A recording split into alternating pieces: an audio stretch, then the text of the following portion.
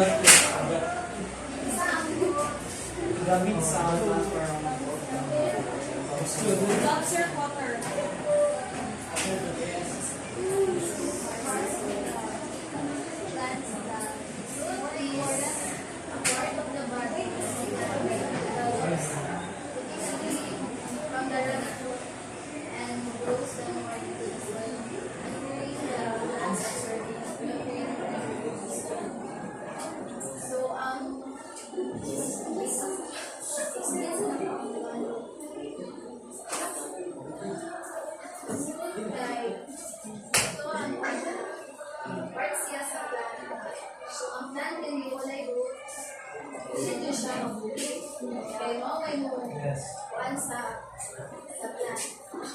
And also, our root is one of the three organs of plants. So, kanisi root is siya pa ng isa ng organs of tree ay sa plant. So, kanisi root is napansin duha ka organs, pero since root na ang topic root sa mga unang na discuss mo.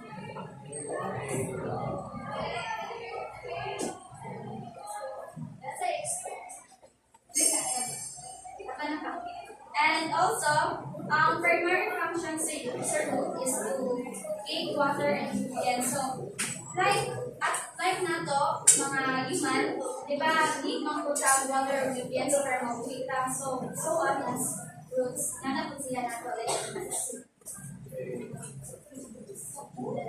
External approach. The main function of the root are approach.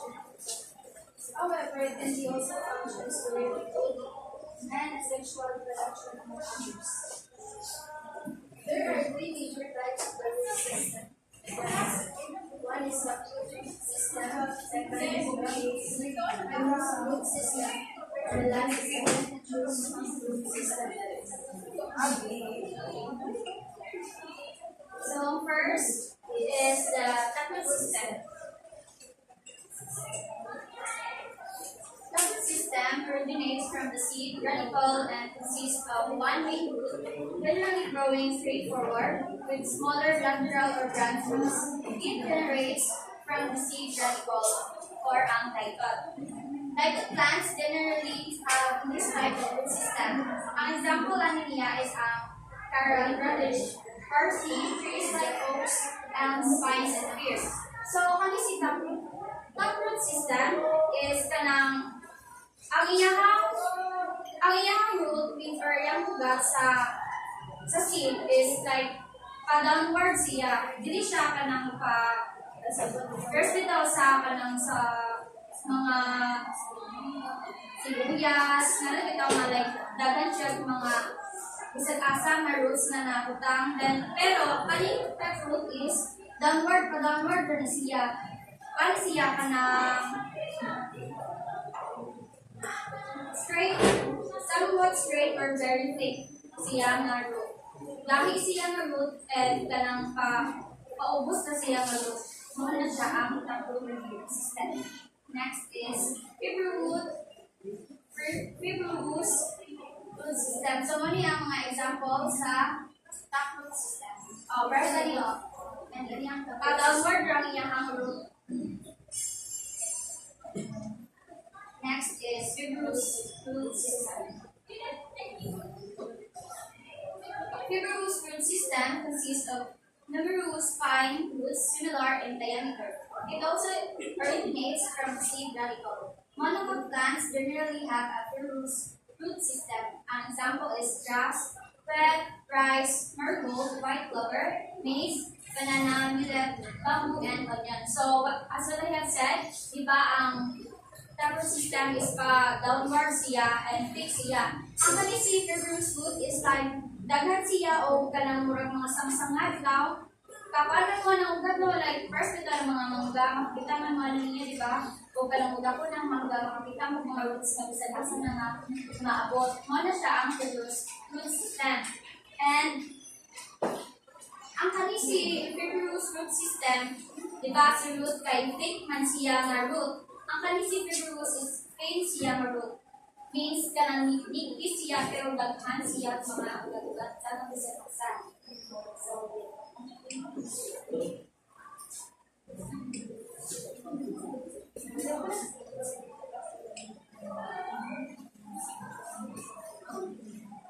Then last is the adventitious root system.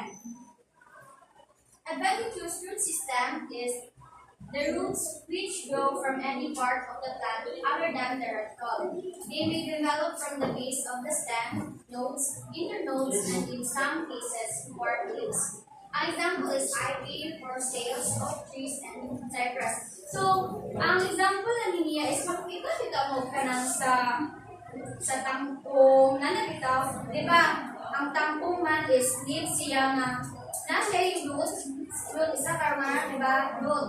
Pero, di ba, ka ng worm sa isa asa man na siya, di ba? Ug managpan.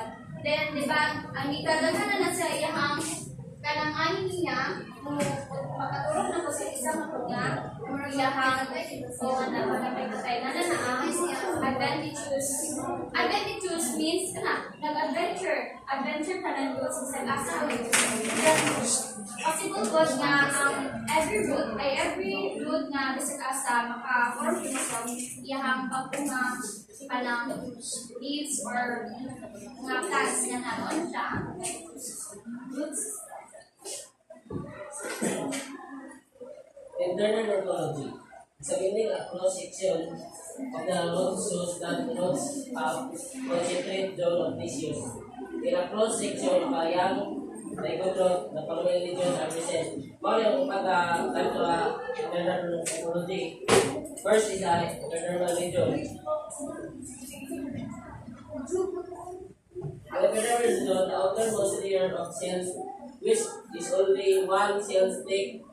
Most of the cells can have extension and forming hairs. Kaling, pasapot na rin yung internal region, yung nakabubuhok, kaling mga makabubuhok, kaling magpag, kaling makita, muna yung pasapot sa internal region. Next is cortex region. This consists of many layers of thin, where parenchyma cells with intercellular spaces. The cortex function primarily for food storage. Ang galing pasabot natin kay namin o galing nasa tunga. Yung galing bitaw, mo na ang cortex region. Next is endodermis. It's the innermost layer of the cortex. The cells are thinner than gold-facet cells.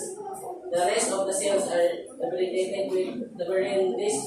The brain bands are closed with brain strip. Ang patapot natin yung pagkay namin o sila sa sod. Nga sila sa sod kining organic bilaw. Kung sila ang endodermis. Still or vascular sharing them. Occupies the central portion of the roots and consists of the pericycle and vascular tissues.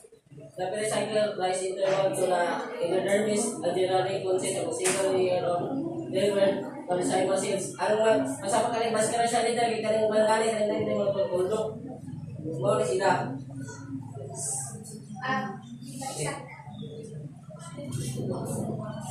So, epidermal region in plants is the di ba, ang outermost layer na nakasurround sa plants. Ang kaning epidermal region means siya ang nakakover sa plant or siya ang nakaprotect sa surface sa plants.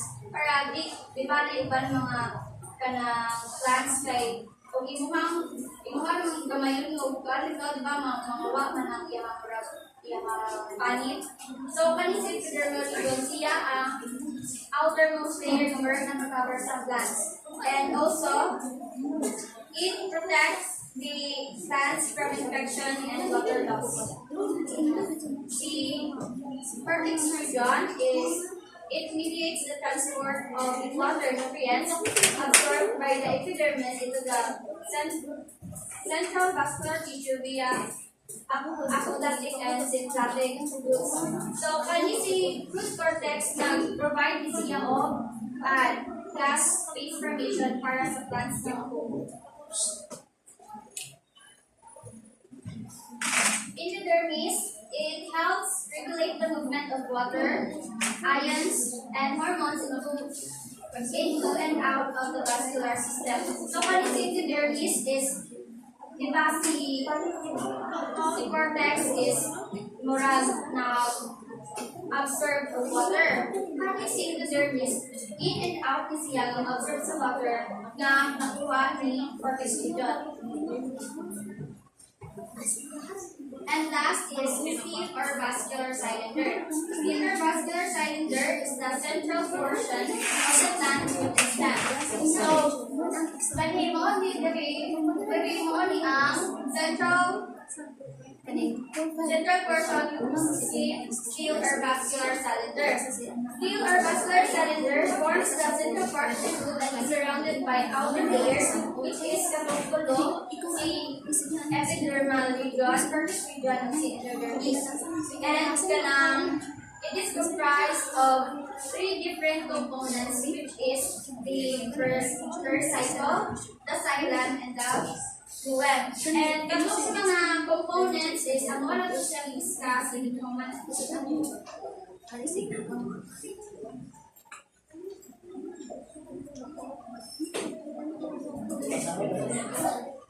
In diploid roots, the number of protoxylene groups varies from 2 to 5.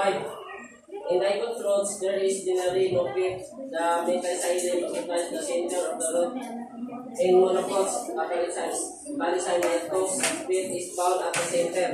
Monopod roots exhibit a cyclosten, diploid roots have a protostem.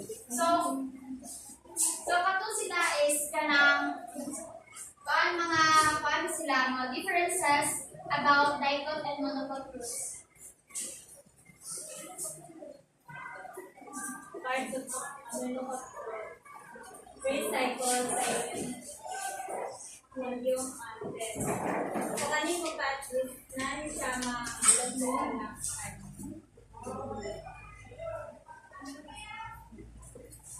recycled cells. Recycled cells are important because in outer space, in outer cell layer that surround androtic cylindrical bundle. This is a similar cylindrical bundle contains vascular silent cells. Because of pericycle cells also left in the nutrients and other things.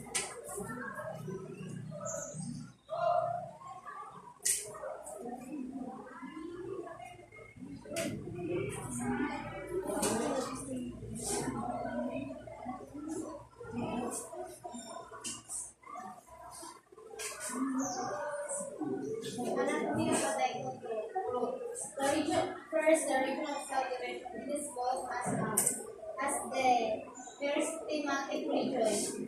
Sa root structure, there are three regions: the region of cell division, region of elongation, region of maturation.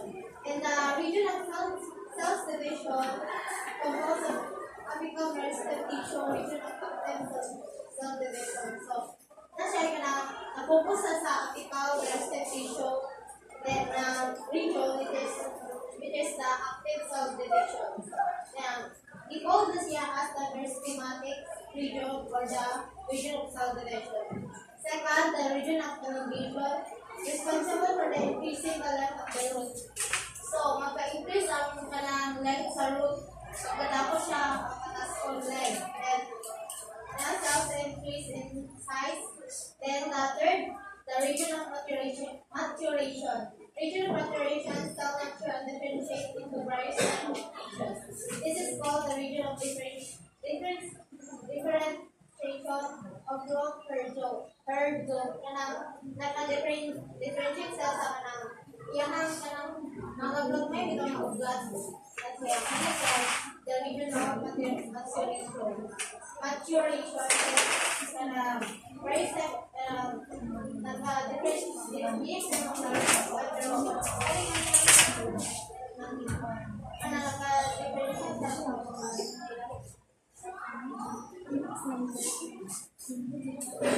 differences of larvae equal and global are the one is only one and they was how to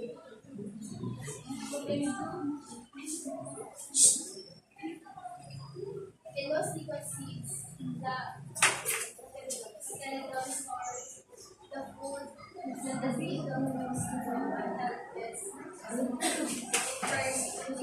It's made of what looks like finding for texting for 7 both roads absorb water, minerals, muscular,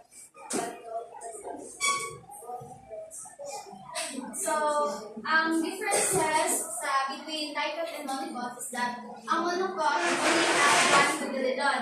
Then, ang dicot is duha.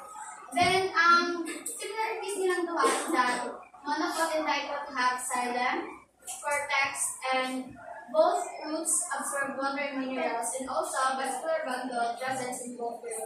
Ang nakahalian na namin nila is that dicot sa term pa lang na dicot means isa na monocot means duha ang iyahang cotyledon.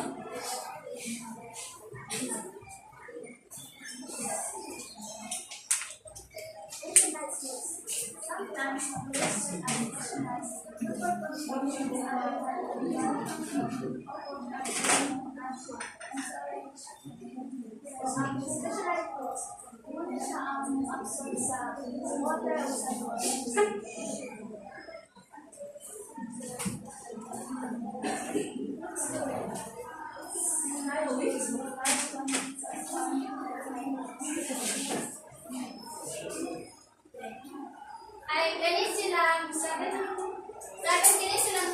ka mga storage is only ang mga modifications in terms of specialized foods.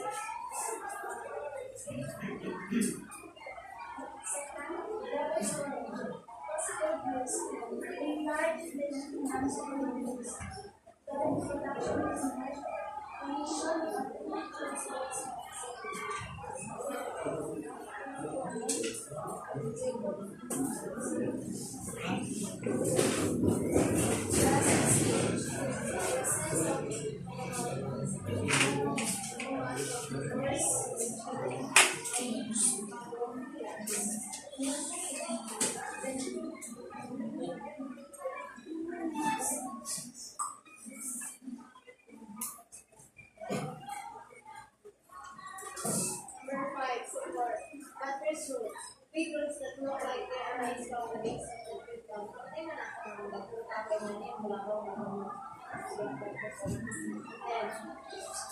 crab or steel fruits.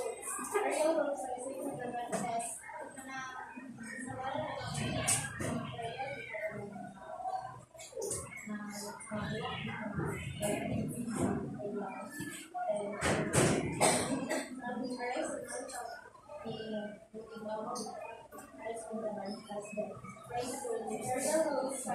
arising from the main stage of Philippines to ground and changing roads, aerial roads that lead to subway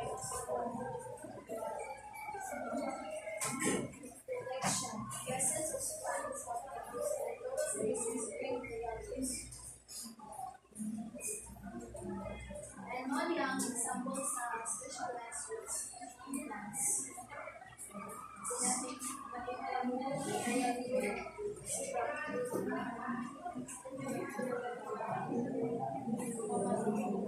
Storage.